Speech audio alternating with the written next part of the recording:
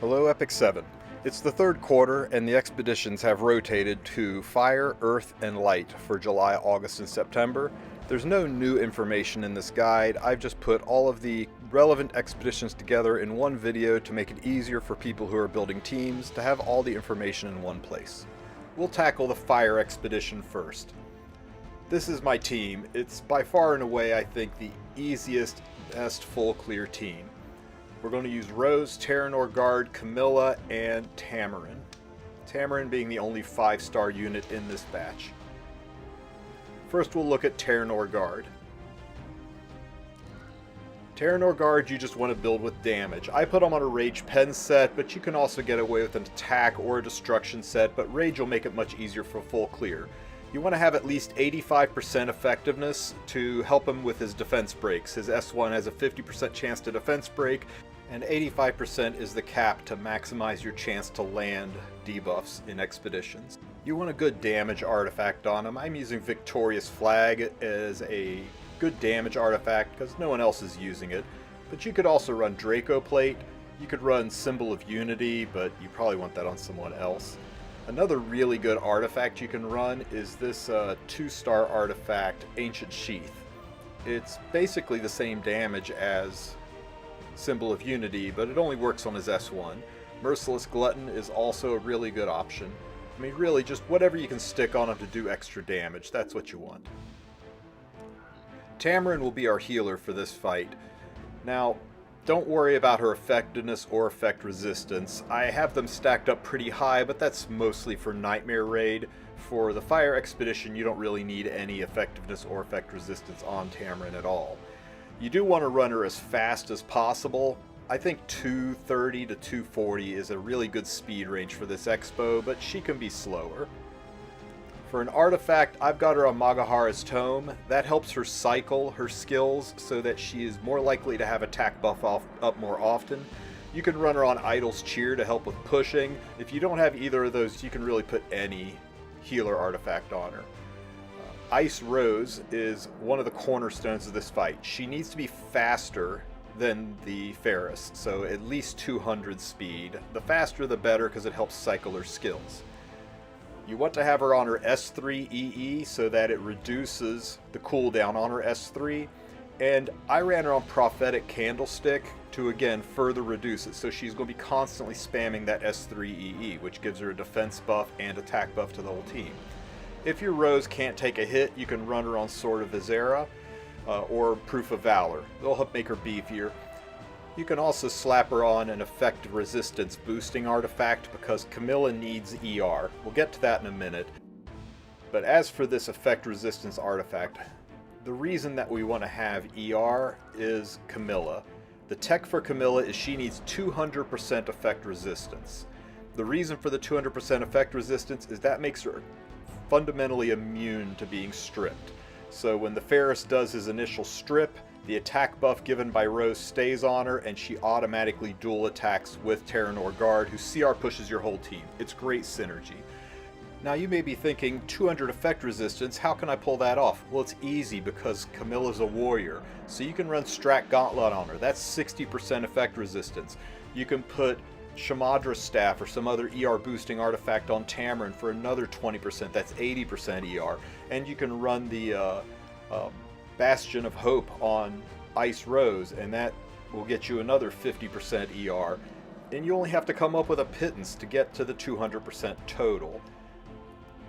Other than that, just make sure she's beefy enough to survive. I gave her a little bit of a high crit chance rate just to add to damage, but that's totally not necessary. Now, you do want to have Camilla's skills off. You only want her to S1. She'll constantly have attack buffs, so her S2 and S3 aren't necessary. At the start of the fight, Rose does her S3, and that puts the attack buff on Camilla, so she's already dual attacking. Now watch this. The Ferris does his thing, and Camilla can't be stripped because of the effect resistance. That means when she attacks, Terranor Guard counters, pushes up your whole team, and you get a guaranteed clear of that first phase. Rose puts a defense buff on herself, and now the Ferris has no way of hurting her, even though her defense is kind of low. Tamarin heals everybody up, And now the team is 100% stabilized. Tamarin pushes everybody up. More attack buffs for Camilla, so she is maintaining her attack buff pretty much the entire fight. And that's why you can run her with her skills off.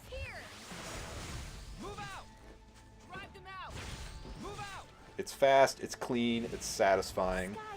There is a very tiny chance that you might walk into the second Ferris jump debuff phase in a very small window where Camilla doesn't have attack buff up.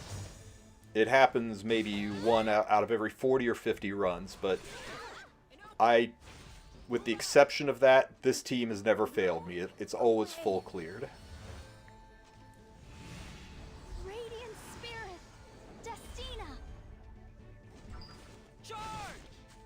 And there's the S3 from Terra Norgard. You saw that did pretty significant damage, mostly because I have his S3 skill max stigma'd.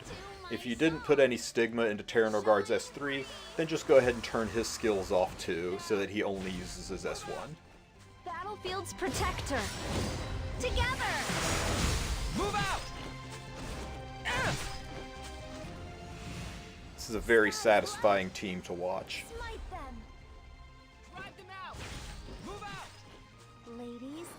Now with this push, an attack buff is re-established on Camilla, and Terra Norgard takes us over 900k. The Ferris only has 1.8 million health, so if you pass 900k before he does his ultimate again, you know you've got a full clear on your hands.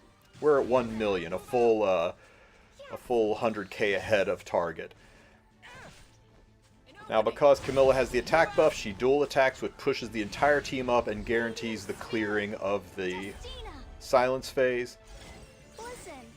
Rose gets her S3 up. Tam's S3 is right behind it, and again the team is stabilized, and it continues like this until the end of the fight. To your positions! Here! I think you'll really enjoy this team. There are other teams that do really well. Ones that rely on limited units, ones that rely on the units not shown here. If you need a different team, if you don't, for some reason, don't have these units, hit me up in the description. But I'm telling you, other than Rose, everybody on this team can be level 50. The first time I did this, I did a full clear with this. I did it with a level 50 Terra Norgard, level 50 Camilla, and my Tam was level 60, but she didn't need to be. She's probably the tankiest of anybody here. Rose was my only level 60 unit because I needed her to be able to take a hit, but honestly I probably could have put Proof or Sword of Azera on her and taken care of that.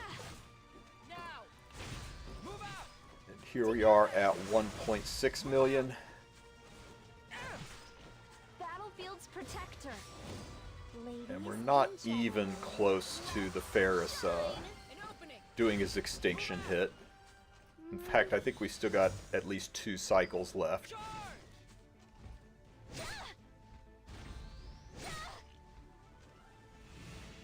Radiant Spirit, Destina. Go away. Now! And there you go. A nice, clean, full clear team.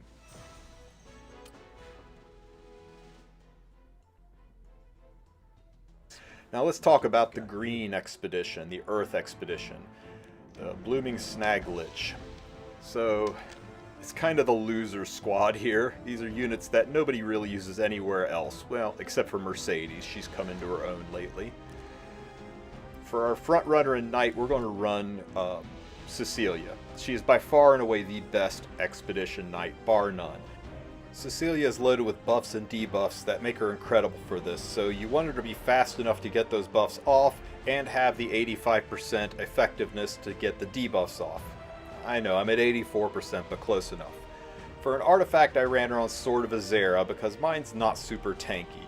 You could also run her on Midnight Bloom, which would greatly reduce your gearing requirement for everybody on the team. You could also run a damage artifact or really just about anything on her that helps you achieve your goals. You definitely want her on her S2 EE. The slow debuff is huge for racking up a high score in this fight. Now if you don't have Cecilia, you can run Adventurer Ras. he works okay, not quite as well, but he does work.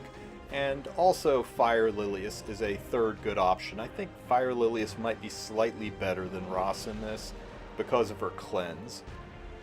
But both of these options are by far not as good as Cecilia. If you can get Cecilia on this team, she will take it to the next level. Now we're going to run Bomb Model Kana as our healer.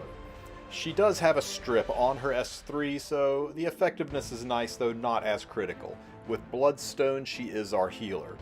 You want to have her on her S2 EE. This EE increases her dual attack chance and speed by 5%. So raw stats and extra chance to dual attacks just make her that much better of a unit. You do want to have her crit chance maxed out to 85%. I know I'm only 83, but close enough. And the reason is because the Bloodstone heals based off damage done, so you want her to do some damage. Now, if you don't have Bloodstone, don't use Kana, use Mascot Hazel. She is the best healer for this fight, and she will also allow for a full clear, I'd say 90% of the time. Substantially better healer for this than Tamarin. Tamarin has almost no use at all in this fight. Our main DPS is going to be Mercedes. The nice thing about Mercedes is that all of her attacks hit multi-target, and she hits a lot. She put her on Magic for Friends, and that can proc, and she could take 3 or 4 turns in one round. And when you're trying to get that neurotoxin antidote on you, you want to be able to spam multi-target attacks. Speaking of multi-target attacks, we're going to use Fireball and Cezanne. He is our defense breaker, so we want him at 85% effectiveness again. Fell just short. He does great damage. Mine is a little short on crit chance. I need to mod a couple of pieces to get that up to 100% or 85%. I think Edika's Scepter is probably the best artifact for him because it'll help cycle his S3, and that's where his dual attack and damage is. He doesn't need to be super fast, but you want him to take turns as well. If you do not have Fireball or just refuse to run him, you can run as an alternate Fire Tenebria. She's also got defense breaks in her kit. 2 of her 3 skills are AoE skills, so if you put her on Prophetic Candlestick or on Edika's Scepter, you should be able to cycle her skill cooldowns enough that she will spam enough AoEs. I don't think she's as good as Fireball, but she will still work in the role. You'll be destroyed. So since Cecilia is faster than the Lich, she will go first and put immunity on everybody. This means that when the Lich takes his first turn, you don't have to deal with poisons. That's one of the things that is nicer about Cecilia than the other knights. If you're going to run Lilius, you want to make sure Lilius goes after the Lich so she can cleanse the poisons. Fireball does his S3, establishes some debuffs. Kana does her S3 and gives everybody a speed buff. And I'm immune to the poisons, so we can use the S2 on Cecilia to establish the slow debuff and strip the attack buff. And now we're spamming AoE hits so often that we will get the neurotoxin buff relatively quickly. Cecilia's S1 also has a 50% chance to defense break in it. Between that and Ball doing his S3s, you should maintain pretty good uptime on your defense breaks. And there we get the neurotoxin buff. And the team is stabilized. With the immunity spamming from Cecilia, which is why you want to run Cecilia relatively fast, with her immunity spamming, you won't get poisons stacked up on you. And with her S2 having a attack break and a strip on it to pull the attack buff off of the Lich, he never really hits you that hard. In fact, look how little damage my team has been taking. And all of this with just a level 18 Bloodstone on, of all units, Bomb Model Kana. My lady.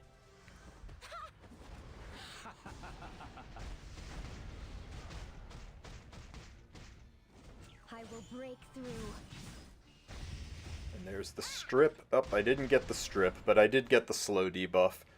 But even without the strip, between barriers and Bloodstone healing, it's enough to keep me going.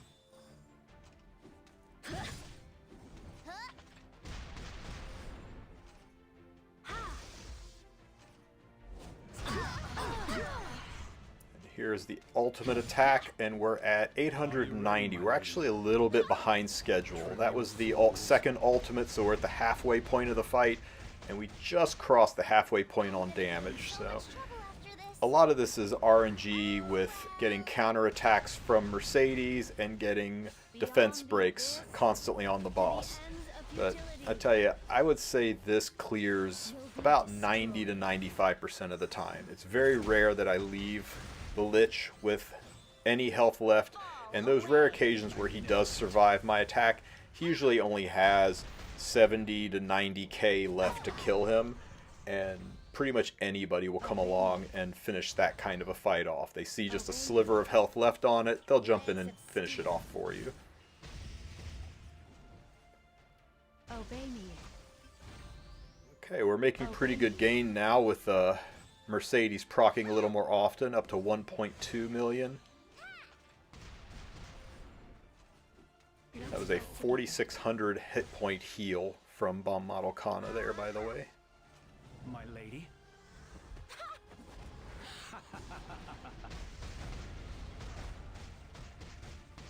Bombs away! Oops, did I forget to ask first?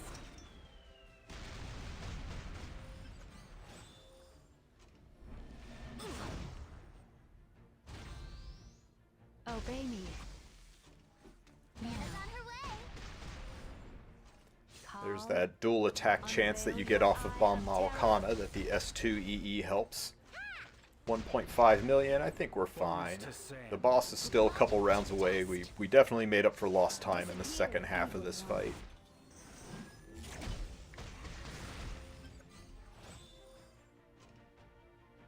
Obey me. Obey me. There's 1.7. And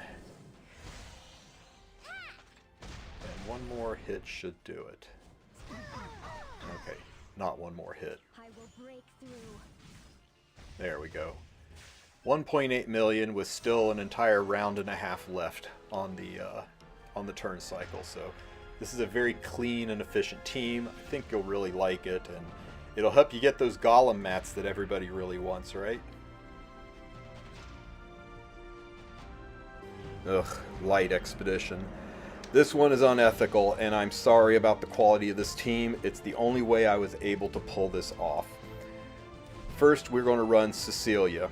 I made her crazy screaming fast, and I gave her Midnight Bloom to lower the stat requirements on the other units. I put her on her S1 EE to give her added chance to defense break, and made sure she had 85% effectiveness because she's my main defense breaker in this fight. She also needs to be tanky enough to take a hit. This is really high-end gear for her. I will explain a better gear level later. Next, we're going to run Cerise. I know she's a limited unit, and that sucks, but it is what it is. 85% effectiveness, and run her as fast as you reasonably can. I gave her Song of Stars. I think Miss Confile is a little bit more consistent, but Song of Stars is not limited, and I hate that we're using a limited unit. I didn't want to double it up with a limited artifact. Now, you can run Isaria in place of Cerise. Works almost as well. Not quite, but almost. The weird thing, though, is it's got to be a damage Isaria. Most people don't want to build Isaria on damage, but without it, she won't heal herself enough. Zealot Carmen Rose is a must for any good light team. Her entire kit is based around this expedition. She only needs 35% effectiveness because she gives herself an effectiveness buff. I put her on Caladra and Rage Set and Pen Set because she does really good damage. Last is the most jacked Rage Pen Set Sirmia I could build. Run her on Border Coin. Border Coin, by the time it procs a second time, does more damage than any of the other artifacts. I tested it, it outdamaged Symbol of Unity, it even outdamaged Jacko's Symbol. But you can run Merciless Glutton, Jacko's Symbol, Symbol of Unity, all those will work, but if you've got a high level Border Coin, that is the sauce. Give her her S1 EE for the chance at double S1 hits. This is the team, and this is how it works. I didn't want to have to do this. At the start, Cerise uses her S3. It'll trigger the defense buff, but it'll put a slow debuff on the opponent. And that's the important part, it's the slow debuff. Cecilia will give herself immunity. As long as Cecilia has a buff, then the Pain Pursuer will only hit once. So you'll have less splash damage. Zealot Carmen Rose applies buff block, and that will prevent the defense buff from coming back. If it misses, Cerise also applies buff block, and then this will strip any defense buff that might be up. We dual attack with Cerise's S1, applying target, Cecilia S1's applying defense break, and now we're doing high-end damage. 83k from a greater attack buff Sirmia, and 76k off of Zealot Carmen Rose's attacks. So you can see what I mean.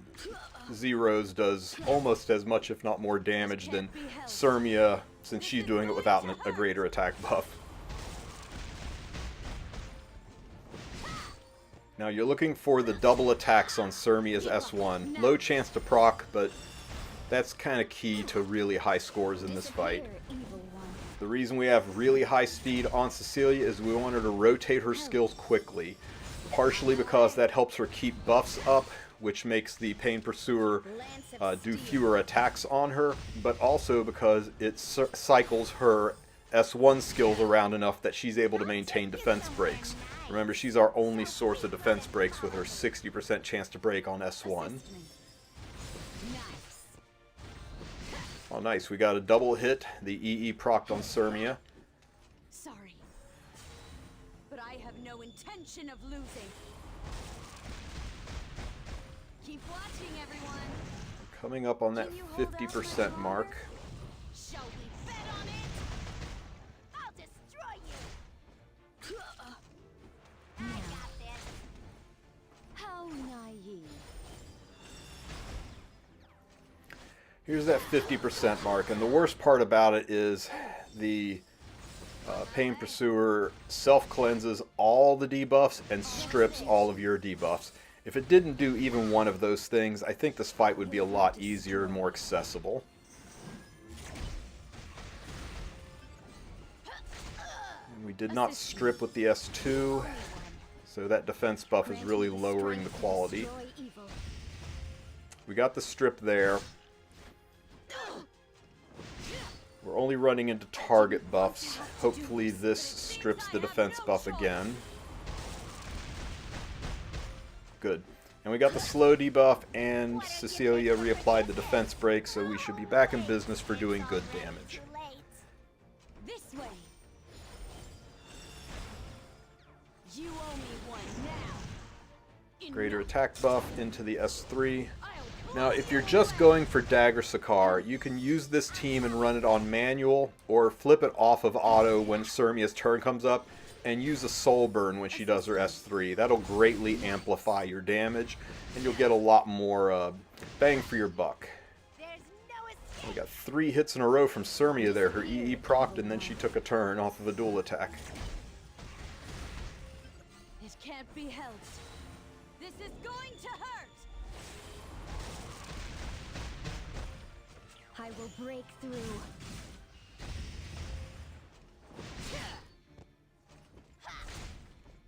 Give up now.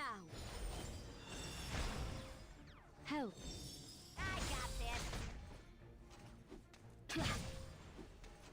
And one more time, the Pain Pursuer gets to strip all of our buffs and remove all of its debuffs to make the full clear even harder, because now the next hit will proc the defense buff, making it harder to kill. Hopefully this strips the defense buff. Oh no, it didn't strip the defense buff. Yes. And I didn't get the defense break, and I didn't get the defense break again. Sorry, but I have no intention of losing.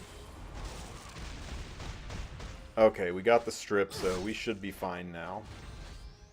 Even without a defense break, I think we're going to kill on the next couple of hits. I'll destroy you. How naive. Leave it to me. Nice. And there you go. full clear 1.8 million with some of my best gear on these units. Now, let me show you the team that I normally run for this. This is what my fights normally look like. 1.3 to 1.5 million is my average with this team. Here are the differences. On Cerise, she's much slower, and I run her on a miscon file, Elfelt's artifact. You can still run her on Song of Stars, works just fine, but I find that Elfelt's artifact spams the defense breaks more, makes it more consistent. Cecilia likewise is slowed down a lot. She's down to 242 speed. I've shifted her back to her S2 EE, mostly because that's what I run on other hunts, and I've shifted her to Sword of Azera, mostly because that's what I run on other hunts. In addition to that, I've taken a lot of gear away from Zealot Carmen Rose. This is her normal gear loadout. Same concept, just lower quality gear.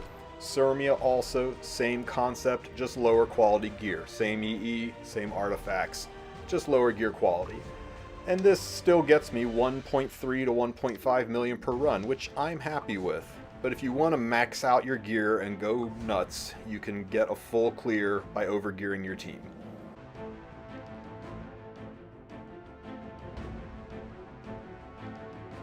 So I hope this video helps those of you who are still building expedition teams for the third quarter.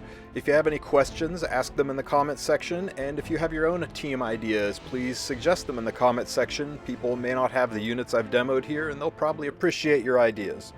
You can also use the link in the description to join our Discord. The Discord is a great place to come if you need some individual attention or help in the game, and also if the guild you're in's not performing up to your expectations. We have the hookup for several guilds spanning Europe, Global, and Asia servers.